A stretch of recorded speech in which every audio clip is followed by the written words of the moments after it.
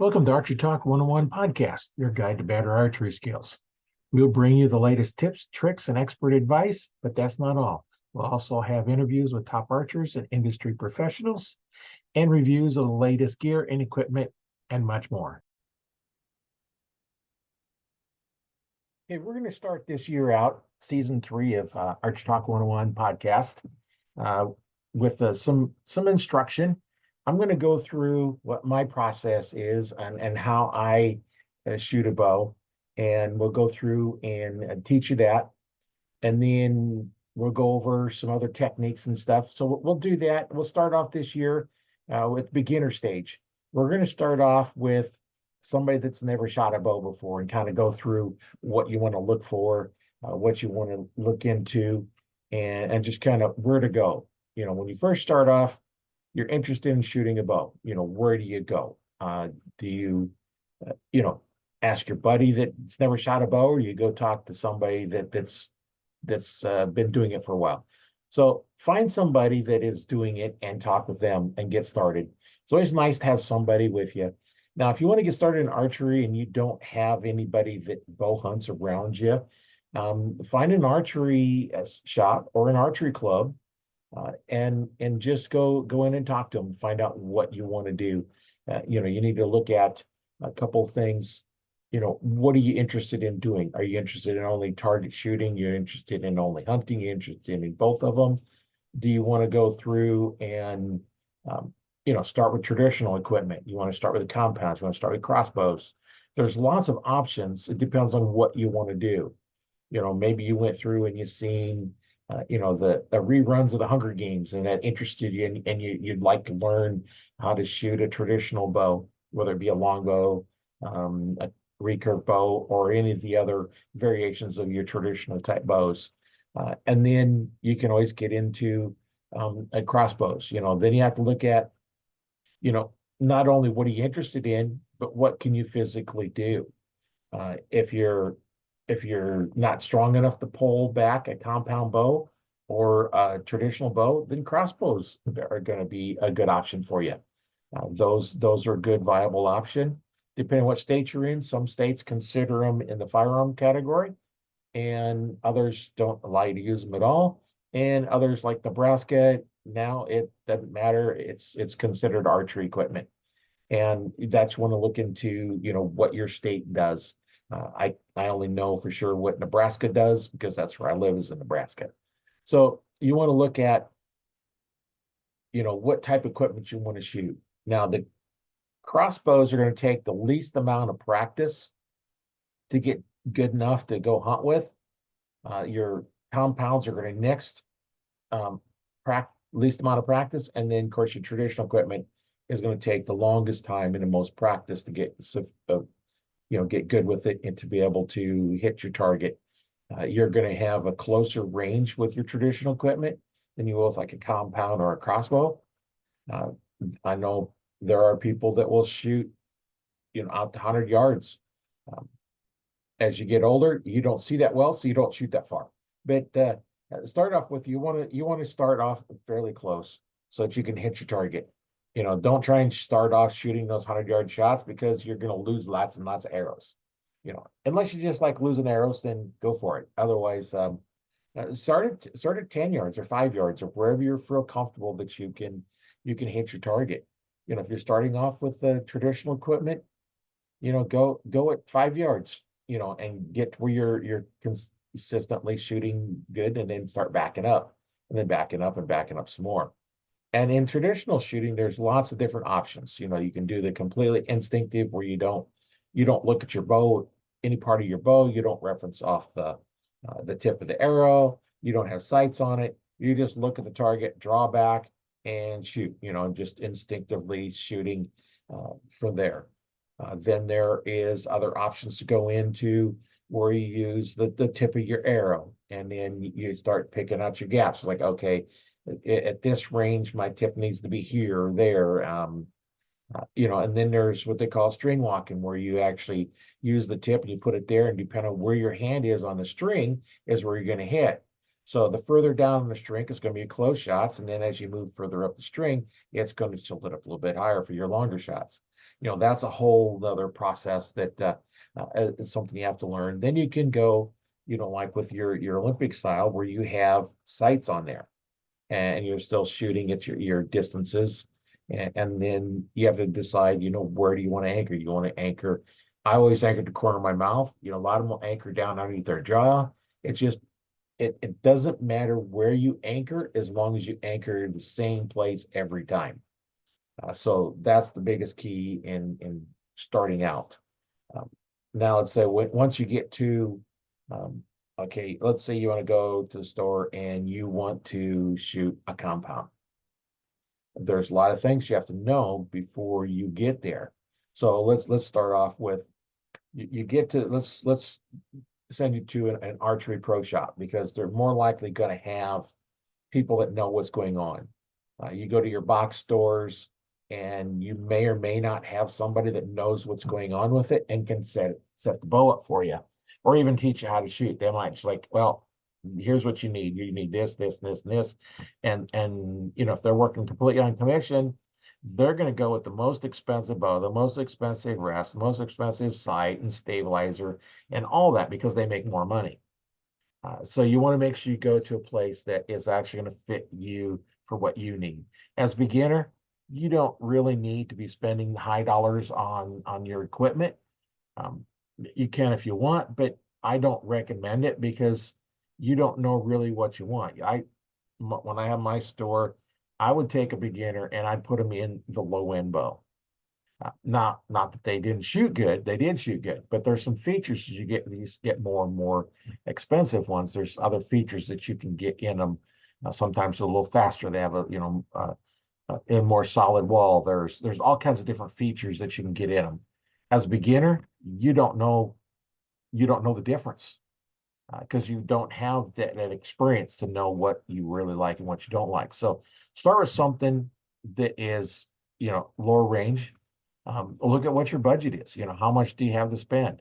If you got $500 to spend, uh, I recommend spending about 250, 300 at most on your bow and setup, and spend the other 100, 150 on a good release. The release is going to make more difference in your shooting than what the bow will. So you can take a low end bow, and with good form and good release, you can shoot really well. You can take a high end bow, and with terrible release, terrible form, and not a good quality release, you're not going to shoot as the guy that has the good quality release and good form against the cheap bow. So that's just something you want to look at. Start off with the package deals, and what they call the ready to shoot, or sometimes they list them as RTS, but they come with the rest, the sight, and the bow. Um, some will come with stabilizers. I don't think too many more do, but they might come with a stabilizer and a sling. You just need a release and your arrows, and get one of those that fits you. Now, do you want a right or left-handed bow? Now, if you're right with your right hand or your left hand, don't make any difference. You want to see what your dominant eye is. So if you're right eye dominant, you shoot right-handed. If you're left eye dominant, shoot left-handed. Now, if there's a physical reason that you can't, say you can hold with your left eye dominant, but you can hold with your left hand, but you can draw with your right hand, but you can't do it the other way around. You're just not physical limitation. You can't draw with your left hand, so you can't shoot left-handed. So then you would change something. There's other things we can do. So if you're running that kind of situation, that's when you want to get with somebody, like myself, that has helped set up people that have different considerations. There's all kinds of different considerations. And the way I teach is the way I do it, based on my experience and my training. I teach everybody that way. That's the only way I start teaching. Notice the keyword start. Then once we go there, then we're going to modify it to fit you, so that you can take and make it your own, because my body shape and configuration and strength is different than yours. Nobody has my body shape and strength and condition that nobody has it. But a lot of the techniques are going to work for everybody. So you want to get with somebody that is going to look at what you're doing and then be able to adjust that based on what you're doing. So when you go into your store the first time, you want to know what your dominant eye is. There's a simple way of checking that. If you look at an object off at a distance, and then take your hands and make a little circle. So there's a circle in there. Look at that distance and look at that distance through your eye. Now, on me, you can see one eye. That is my right eye. So, and you can bring it back, and I still keep it in focus. And then if you close the right eye, you're going to see it jump to the side. Now, for me, if I close my right eye, where my hand is to the right of where I'm at. So that's why you want to shoot your dominant eye, just as an example of what can happen if you're not using your dominant eye. I've always had my right eye is clear, my left eye has always been a little bit blurrier than my right eye, and I see two sets of pins when I look at my bow. And I've shot so many years, my mind has just picked up the bright set of pins, which is my right eye picking them up, and I just ignore them. So I don't even notice they're there anymore because I've been shooting for a few decades that way. And then now that I've gotten older, I started getting a little cataract on my right eye. You know, that happens when you start getting older and you're you know, late 50s, early 60s, and I'm in my late 60s now. So so now the right eye was blurry, the left eye was clear. Now, what's my mind been trying to do? Ignore the dim set of pins and pick up the bright ones. So I shot at this deer. It was, 10, 15 yards away. I don't remember now. And I know that pin was right behind that shoulder like it was supposed to be. And I shot and it ran off. We got it. I did hit an artery in the back hip, so we did recover it, but I hit it in the back hip. It's like, I'm that far off. What's going on? So I went down to the range. Is when I was in an archery club. So I went down to the range, and I always practice with my left eye closed, just because I want to be precise and I want to hit. I'm aiming for that X. I want to hit the X. So I just close my left eye when I practice. When I hunt with both eyes open. So I went down to the range, put a 5-spot up at 20 yards, and I shot at the upper right-hand target or spot, so the other 5-spot, I shot at the upper right one and hit it. Like, no problem. It's like, what's going on? So I opened up both eyes like I hunt. I missed the target completely to the left. Because what happened was my left eye was picking up those pins when I opened it up. So now I had to figure out, okay, what can I do to train my mind to pick up those pins? So that's when when I was going out, then I'm constantly blinking my left eye to force my mind to pick up the correct set of pins. And then one day I had my baseball cap on. I always wear a baseball cap, and this time I had a hooded sweatshirt on. And when you have a hooded sweatshirt on, you turn your head, the hood doesn't really move because it's not fastened to your head. So I turned, and by turning enough, that hood blocked my left eye, and then the problem was solved. So that's something you want to look at. What is your dominant eye, and how are you going to, make sure if you have a problem? So that's something to learn and know. It's like, oh, what's your dominant eye? And is there a problem? If you have both eyes open, what are you picking up? And so that's something you want to know before you even get started. So you get started with the correct bow, whether it's right or left-handed. Now, I have a couple options. One, I continue, just blocking my left eye or closing my left eye when I shoot, or I can just go to left shooting left-handed. Well, all my bows are right-handed. I've been shooting so long that way. I really don't want to buy a new bow. So I'm going to stay that way. I just know that situation arises. So I just had to make sure I take care of that when I do shoot my bow, that I take care of that. So now that we got your dominant eye covered, once you get to your store, the person that's helping you set up should be checking for that. If they don't check for that, you know what the answer is because you've already checked it. They should check for it. If they don't, that's something, you might think about, is this the person you really want to work with? Because they want to know what your dominant eye is. One of the first questions is what type of bow. When you get in there, they're going to ask you what type of bow you're looking for. So they know what to show you. And then they're going to find out, okay, what is your dominant eye? So then it will show you right or left-handed bows. And then the next thing you want to know is your draw length. So they should be measuring your draw length. And there's several different methods that you can do. You can measure your wingspan and divide by 2.5 or something like that. And or you can take a yardstick and stick it right on the center of your chest and hold your arms out in front of you and see where that measures.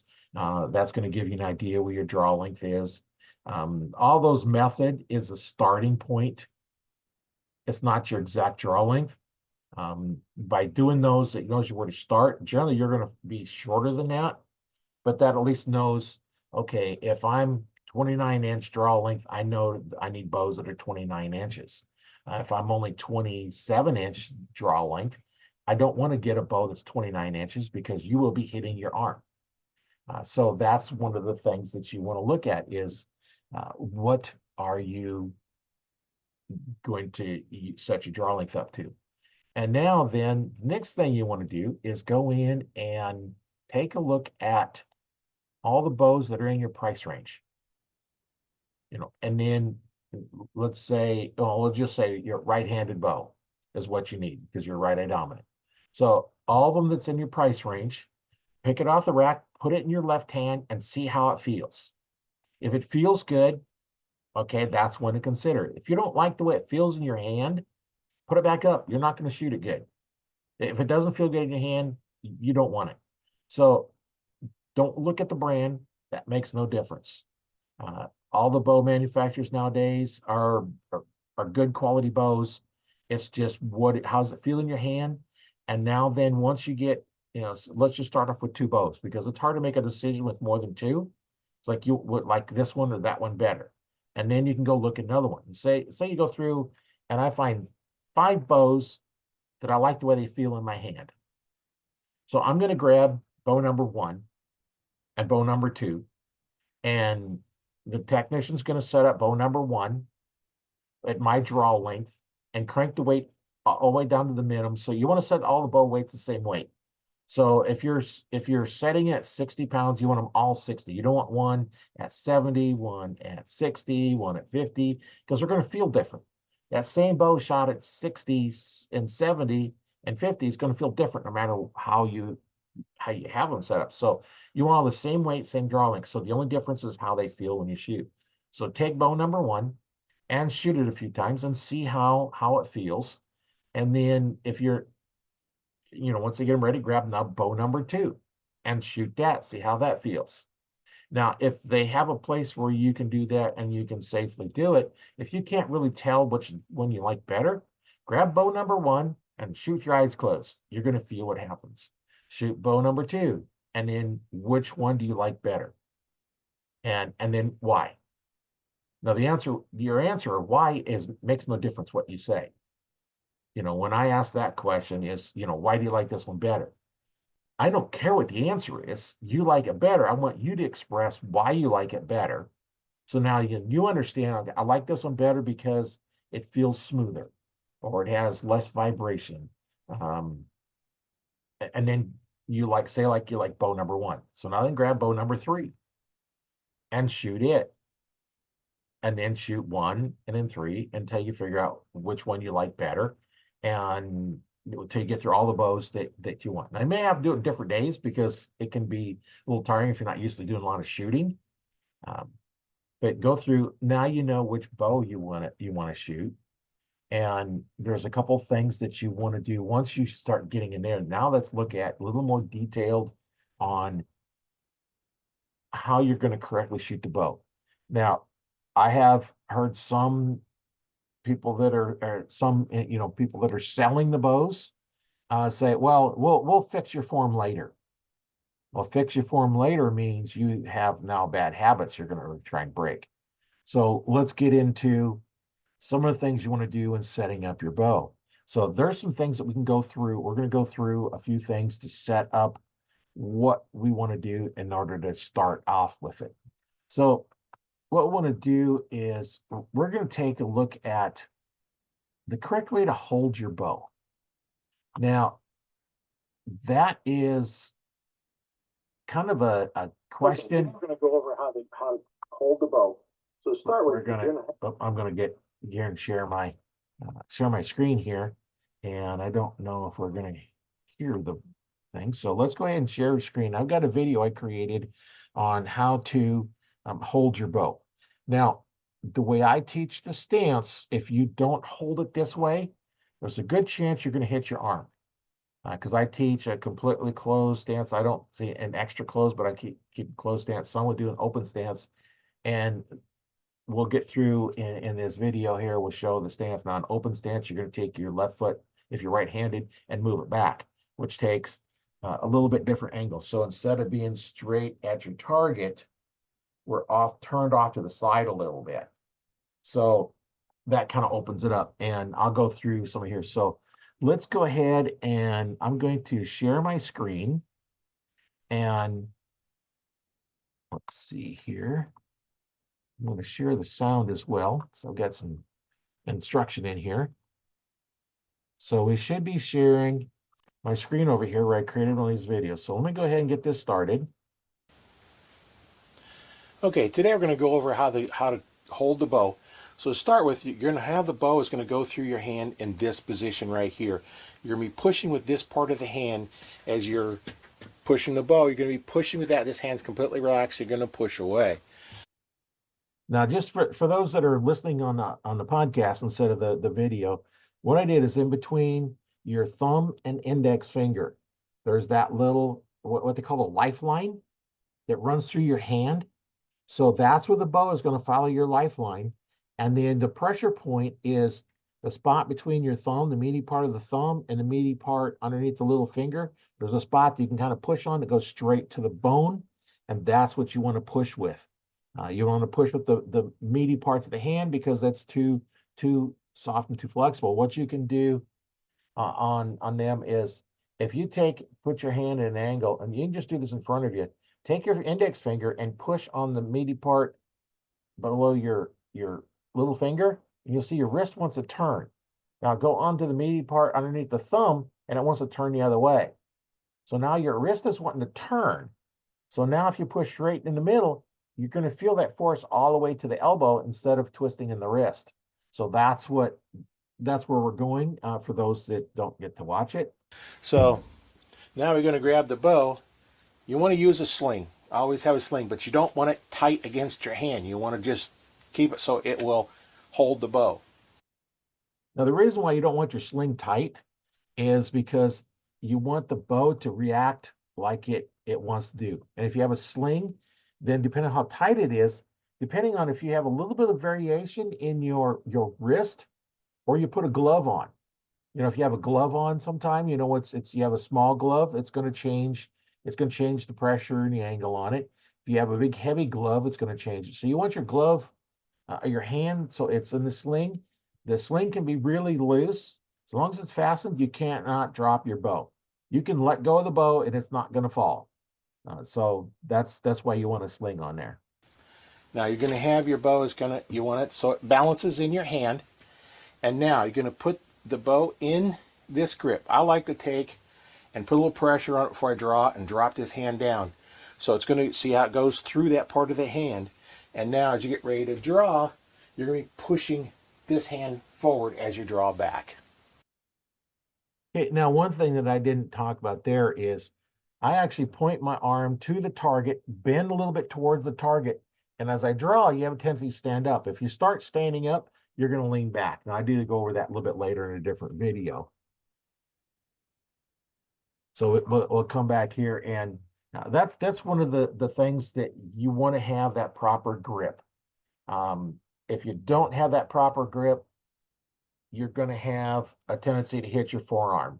And anybody's ever hit their forearm, it hurts.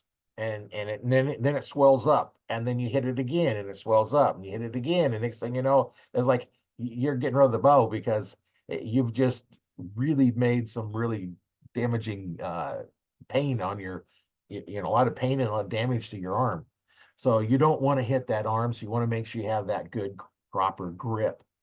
That's one of the things that you want to look at when you're doing that, is make sure you have that good proper grip. Lots of times they don't teach that style of a grip, unfortunately, because that is the best way to hold the bow because you got that pressure going in there. If you have like a traditional bow, you can still use the same grip. I use that same grip on my, no matter what bow I'm shooting.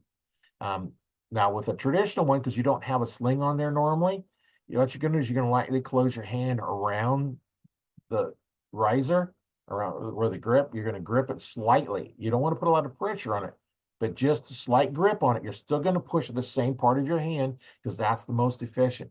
Now, the reason I teach that way is, you know, some of my other training that I've had in martial arts.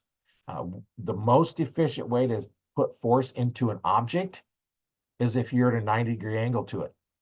If you look at in the martial arts breaking boards, I've broken several of them. If you hit that board straight, so you're at a 90-degree angle to it, all that force goes into it and breaks. If you're off at an angle, it wants to slide. So your amount of force is not completely through the board. Part of it's through and part of it's down. Anything that is down is not going to help on putting breaking that board. Now, I use that to put my force straight to the target, and we'll get in that a little bit later. So let's go in with foot placement. Now that's where there's a couple different variations in here. So let me go ahead and share my screen again so we can go in and what we're doing. Okay, now we should have our screen shared here where I'm going to talk about proper foot placement. I'm going to tell you how there's proper foot placement. So what we're going to do is we're going to take an arrow, put it on the floor so you can have a little line. So this arrow is going. Just a little side note, that's an arrow that I made when I was in Boy Scouts. So it's quite old arrow. To point straight to your target. Now you'll see some people come in and try and do an open, or they come in. No, you want to put this toe points towards your target.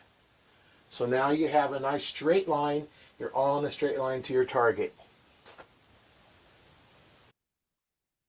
Okay, I don't remember if let's go and stop the share on that one.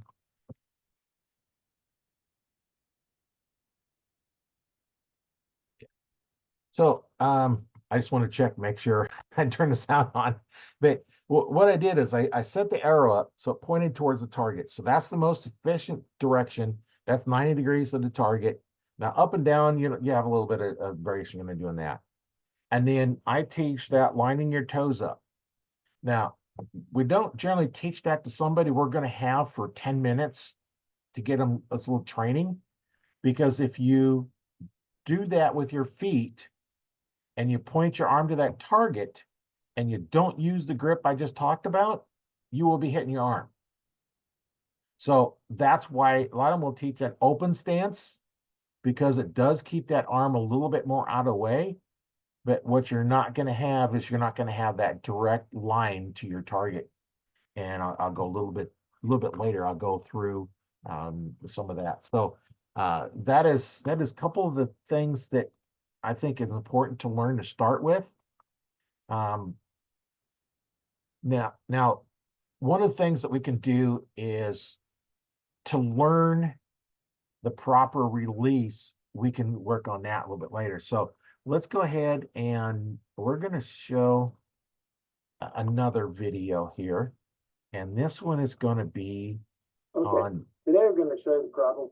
Now, how I draw my bow. So let me go ahead and share that screen again.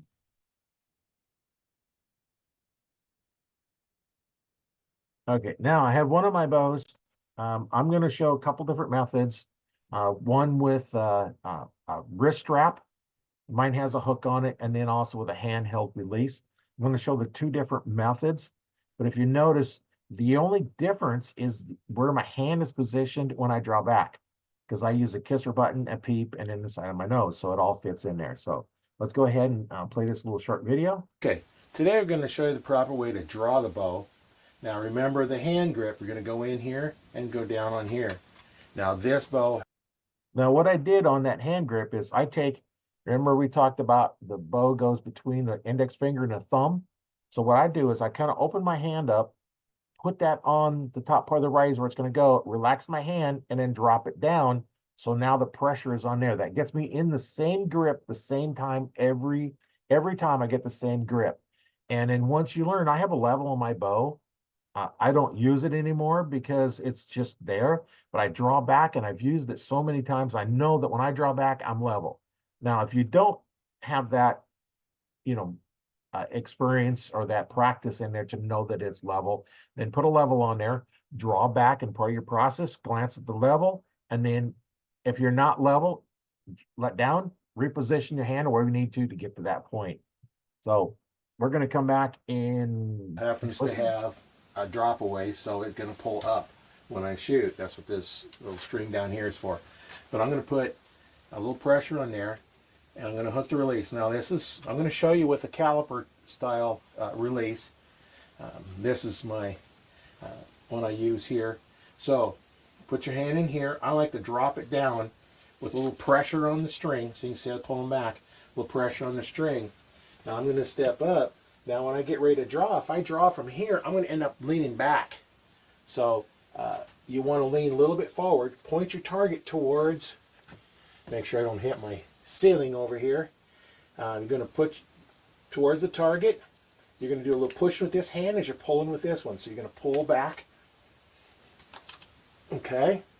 And now you're going to get your kisser button if you have one of those. Your peep is going to be lined up. And now then, when you get ready, you're going to put your finger over the trigger. And now that is your shot process. Okay, now this one's going to be on how to draw a handheld release. Some call them a thumb release, but you don't actually fire with the thumb. Remember, I went over that earlier. So on this one here, this one I actually hang off of the string, which is the way I use it when I'm hunting, so I can find it without looking at it. But you're going to put your hand all the way in here, and now there's no place to put your thumb behind it, so you just got to remember to keep that thumb off of this trigger, because if you pull that, it will fire. So now, same process as before. Put your hand in here, get that hand position. Now, when I draw, I like to put my thumb beside it because that's not even near to the trigger. So now, as we come up and draw, the same process. Now then I can turn the release and get it to where it's going to be able to fire.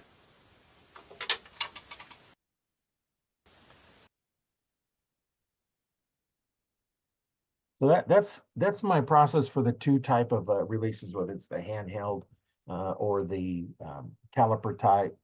This one is actually a caliper. It has just a hook on it that opens up, so I can look and find it and hook it up really nice. One of the things that I alluded to was, you know, keeping your finger off of the trigger for the handheld. What I do is I don't have a knob. Those that are watching, I don't have a knob, that knurled knob that's on most all the handheld releases. I don't use it because what I do is I take that trigger, sits in the spot between my index finger and my thumb back in there, because I put the release back a bit further. Instead of being the fingertips, I put it at the second knuckle. So instead of being at the tip, you know, holding it with the tip, I bury it back into the second set of knuckles so it's in close. And then I put my thumb on there. And now this release has a place I can actually put my thumb on it, a little curved place. So I can put my hand on there, and now I have pressure on it. And now as I pull, I can put pressure on it. Now, if I really had to fire it without doing it, I can just tighten my fist up and it will fire. But if I just take that and I'm pulling through the shot, then just that pressure is going to fire it. Now, I didn't show shooting them action. This one just wanted to show, you know, how to draw and anchor points. So that's one of the things that I went through in a couple of videos I was doing here. So that's one of the things to get you started. Now, you don't need your bow to practice your shot process. So what you do is take a piece of string that your release will hook onto. You're going to make a loop that'll fit around your thumb. Now, I don't have a video showing how this works. I should probably create one here pretty soon, but it goes around your thumb. It has that loop. So now you're at your draw length. Now at the other end, you're going to have a loop that your release will hook into, and you want it to be your exact same draw length. So what you're going to do on there is you're going to use whichever release you have, and you're going to go through your whole shot process. And then when that goes off, because your arm's not locked out, it has a place to go forward. So depending on how much you have it bent, but you only need just a little bit of bent, so that arm goes a little bit forward when you shoot.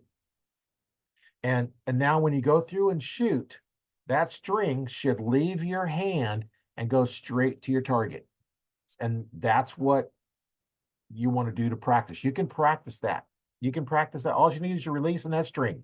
You can practice it in your house. You can practice aiming towards your TV, your anything. It just find a target to aim for, and just keep doing it. And if it doesn't go towards the target, goes off, then what you're doing is you're pulling your hand. Now, if you're going to shoot an open stance, you're most likely going to pull it off to the side, which would be, right hand would be pulling to the left hand would be pulling it to the right, because your arm is forward. It's not pushing straight to your target, because as an angle, as your arm straightens out, it's going to go back.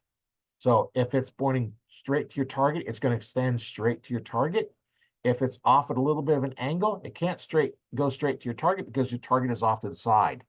So that's why I teach that closed stance, because your force is going to go straight to your target. Everything is focused straight to where you want the arrow to go. It's all in a straight line. It's just a matter of looking at your target and getting everything flowing directly to the target where you want it to go. And that's the key to anything, is, be consistent. Now, if you're having trouble doing it that way and want to do a little bit more open stance, go ahead and do that. Just realize that you've got to make sure that you have the same length, the same pressure, everything. That's the key, no matter what you're doing, is it's got to be the same every time you do it. If you're consistently doing the same thing every time, your arrow's going to consistently do the same thing every time. So that's where you want to look at, how are we going to go through and find a way that you can be consistent. I've heard stories, you probably heard them on some of the previous podcasts, where the guy just kind of just goofing around made, just kind of weird situation, and it's like, start shooting good. So it's not traditional, but you just want to make sure that you're consistent at whatever you're doing, that you're consistent at what's going on. And, one of the things that you can do is, make sure you get into some place that you can have some help. And that's where Archery Talk 101 Facebook group is a good place to be in. If you're not a member of that group already, you might want to join. One of the things you can do is upload a video of your shooting, and we'll take a look at it, and we'll give you pointers. If you're struggling with something, say, hey, this is the problem I'm having, and we're going to want to see a video of you shooting in order to figure out what some of those problems are, because it could just be a little fine tuning that you need. There's one little thing that you're doing wrong, and one of the things you want to remember to do is you're not pulling the trigger on a wrist strap. You're just putting pressure on it, and you're actually pulling through the shot with your back muscles. That was kind of a hard concept for me to understand to start with. But after a while, I learned it, and it's like, oh, this is a whole lot easier now. I don't have to worry about timing when that arrow goes across the target and whatnot. Later on, we'll get into, what can cause target panic, how you can solve it, a lot of that stuff. We'll go through some bit more shot stuff, but I want to kind of just get a beginning basic lesson on how to get started and ways that you can get started up to this point. So if you're thinking about getting a bow, you might look at it, okay, I want to get a compound bow. I'm not sure which one yet. You know what? Take a look at the releases. Get yourself a good quality release. I like Scott releases. They're really good. Carter makes good releases. True Ball makes good releases. Stanislavski, they make good releases. You just got to figure out what you want. Now, as a beginner, don't get a handheld release. There's just too much going on that you have to keep track of. With a caliper style or a hook style or wrist strap one, you're going to put your finger behind the trigger when you draw. That way you can't accidentally pull the trigger. Because what will happen is if you're not careful with the handheld one or a thumb release, you're going to actually touch that trigger. And as you're drawing back, you're going to smack yourself in the mouth and wonder how your release went off. Well, it's because you pulled the trigger. So that's what you want to do. So start off with, go ahead and get you a good quality release. A lot of times you can try different releases. You can go to the store. I know the Cabela's up here has what they have something you can actually try the releases out. It's a handheld thing that you can draw back and then you can go ahead and fire them because that's what it's designed for. It's not shooting a whole bow. So try the releases out and see what feels good in your hand. Strap it on. Now, one of the things I want to let you know is they're wrist strap, not hand straps. So, where your wrist bends, you're going to have little flex. So go ahead and bend your wrist. You can see above there's a couple little bones. You want it on the arm itself, not on the hand, because you want it back on the wrist, because that is going to be pulled. Now, one of the things you can do to see what's going on is put your hands out in front of you, and with whatever hand you're going to be drawing with, hook your fingers together and pull. Now, you're going to feel a little pressure in the wrist.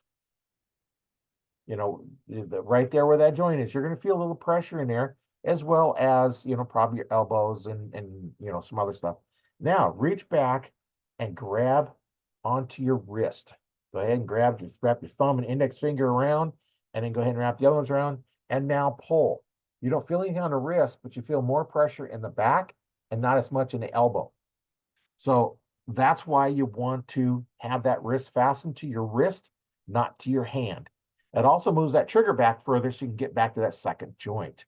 So that's one of the things you want to do is you can control more weight without having so much pressure by putting your hands together, grabbing that wrist and pulling. Because now you feel it in the back, you don't feel it in the elbow. If you're pulling on the hand, you're going to feel more pressure in your elbow. So that's what you want to think about when you're putting that on there. Do you want pressure in the elbow, or do you use your big back muscles, or you want to use your tendons in your elbow to kind of pull that bow? And that's where you're going to go through, is use those back muscles to pull that bow. And by hooking it on your wrist, that will take care of that. So that's going to be it for lesson 1, getting started. We want to get you started, and make a comment. Are you new to archery? And what are you looking to get out of it? I'd like to hear. If anybody's interested in contacting me a little bit more, what I'll do here this next week here is, if you want me to take a look at your shooting form, just let me know, and then we'll set up something where you can get me the video, and I'll critique it and I'll send it back to you. With some questions and things that you can do. So just let me know. Just comment. Hey, I'd like my look at my form, and then we'll figure out a way to get them to you, and then we can take a look at it and make you a little bit better. That's just something that I want to help you get started. And if you're starting out and struggling, let's not struggle. Let's get you going a little bit better, and not have so many problems to start with. Let's get going on the right path, and you can enjoy your archery journey. So that's kind of it for today. Remember, you can listen to Audible, listen to the podcast on Audible, as well as on Spotify and a couple of the other podcast places. You can catch the video in the Archery Talk 101 Facebook group. That is there, and I generally go live in those. This one I'm not going live in, but I generally go live into those. We do have interviews with all kinds of people, from the beginner that's just starting out, that doesn't have any experience, to the semi-pro, the pro, the Olympic archer. There's all kinds, some that just want to hunt, some that just do target. We interview, all kinds of different archers all over the world. We've talked to archers in many different countries, besides the United States, where I'm based out of. Some in Canada, some in Africa, Croatia, Belgium, Austria, Germany, and then several other places as well. So we just have a lot of fun talking archery. So if you want to be a guest on the podcast, hey, yeah, you're more than welcome to. Just let me know, and I'll send you links so you can schedule some time. But that's been a lot of fun talking about there, and I hope everybody kind of gets something out of this. The next lesson, I'll go a little bit more deeper into some of the other techniques that we can go through and learn. Actually, do some more shot process and a couple other things that go in there, some training techniques that I'll talk about later that we can do. But right now, we want to get you going and getting you started in archery so you can have all the fun that all the rest of us are having in archery. So, once again, my name is Roy Canterbury. I'm the host today on Archery Talk 101, and we'll see you on the next one in lesson 2 for the second one of this year. And we'll have a good year this year, and hopefully we can learn a lot.